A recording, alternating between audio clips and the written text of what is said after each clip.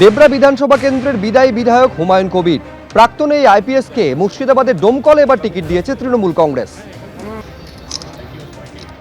আমি এখানে আমার জয়ের ব্যাপারে আমি 100% নিশ্চিত, এবং আপনারা এটাও জেনে নিন যে চতুর্থবারের জন্য নবান্নতে 4 মের পর মুখ্যমন্ত্রী মমতা বন্দ্যোপাধ্যায় থাকবেন, কোনো চেঞ্জ হবে না। এবং আমার মনে হয় যতদিন উনি বেঁচে থাকবেন, সুস্থ থাকবেন, বেঁচে থাকবেন, ততদিন ওনাকে মুখ্যমন্ত্রীর চেয়ার থেকে সরানো যাবে না। কারণ ওনার যে কর্মপদ্ধতি, ওনার মানুষের প্রতি যে স্নেহ, মমতা, ভালোবাসা, আবেগ, সেগুলো সবসময় কাজ করে আমরা দেখেছি।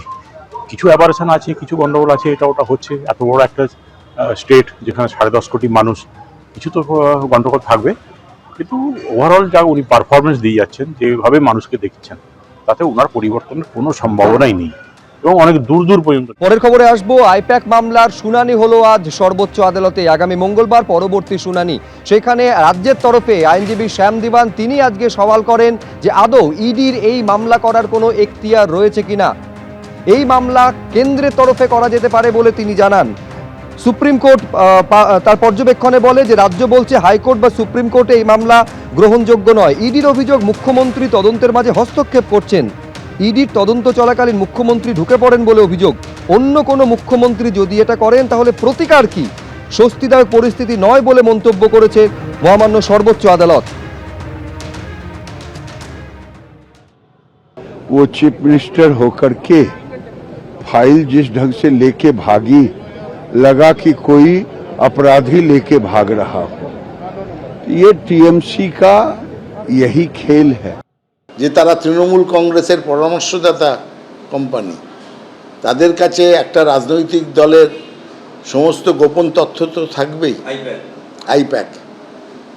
সুতরাং এখানে এই বিষয়টাও সুপ্রিম কোর্টের নজর দেওয়া দরকার যে আমি একটা তথ্য সংগ্রহের জন্য একটা ফলস কেস শুরু করে যদি রেডের নামে সেই তথ্যগুলোকে যদি আমি চুরি করতে যাই, কি আইনে সেটা আটকানো হবে? ইডি এবং সিবিআইকে অন্য রাজনৈতিক দলের পেছনে কাজে লাগিয়ে এই ঘটনা হচ্ছে। আকছার পেগাসাসের কথা শুনেছি, ইডি সিবিআই তো বারবার ঝাঁপিয়ে পড়ছে অন্য রাজনৈতিক দলের ওপরে। ওয়াটারগেট কেলেঙ্কারিতে ধরা পড়ে গিয়েছিলেন প্রেসিডেন্ট নিক্সন, পদত্যাগ করতে হয়েছিল। অমিত শাহ ভারতবর্ষের নিক্সনের 100 গুণ বেশি অপরাধ করেন, ধরা পড়েন না।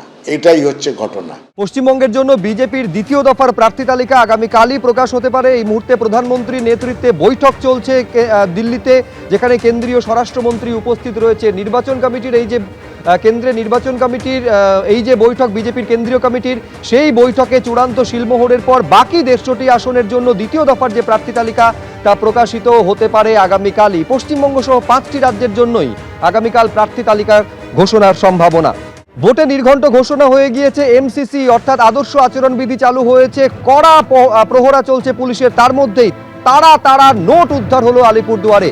গাড়ির ভেতর থেকে উদ্ধার হয়েছে প্রচুর পরিমাণে 500 টাকা এবং 100 টাকার নোট।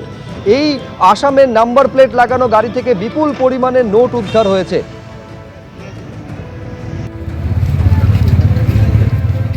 ছবিতে দেখতে পাচ্ছেন আসামের নাম্বার প্লেট লাগানো এই গাড়ি, যে গাড়ি থেকে বিপুল পরিমাণে নোট উদ্ধার হয়েছে। এখন এই নোট কি কারণে এই গাড়িতে রাখা ছিল তারই অনুসন্ধান করছে পুলিশ। অসমের রেশন ডিলার সুপারির ব্যবসায়ী বিকেন ঈশ্বরারি, অসমের এই ব্যবসায়ীর গাড়ি ধরতেই মিলল নোটের বান্ডিল। এবিপি আনন্দ, এগিয়ে থাকে, এগিয়ে রাখে।